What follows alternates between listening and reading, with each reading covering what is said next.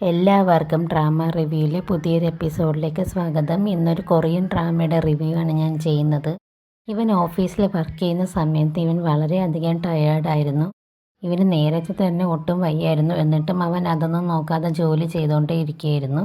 പെട്ടെന്ന് അവന് വളരെയധികം ടയേർഡും എക്സോസ്റ്റഡും ആയത് കാരണം അവൻ തല ഇറങ്ങി വീഴുന്നുണ്ട്.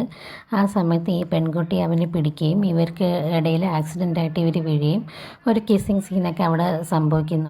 പെട്ടെന്ന് തന്നെ അവനെ പിടിച്ച് അവിടെ നിന്ന് മാറ്റുകയും ചെയ്യുകയാണ്. എന്നിട്ട് അവനെ ഒരുപാട് വിളിച്ച് നോക്കുകയൊക്കെ ചെയ്യുന്നുണ്ട്. അവൻ എണീക്കുന്നില്ല എന്ന് മനസ്സിലാക്കുമ്പോൾ അവനെ അവൾ എങ്ങനെയൊക്കെയോ റൂമിലേക്ക് എത്തിക്കുന്നുണ്ട്. ഓഫീസിലേക്ക് ഉള്ള റൂമിലേക്കാണ് എത്തിക്കുന്നത്. അവിടെ ചെന്നപ്പോൾ വേറെ സ്റ്റാഫുകളെല്ലാവരും ഉണ്ടായിരുന്നു. എല്ലാവരും കൂടെ അവൻ്റെ അടുത്തേക്ക് വരാണ്.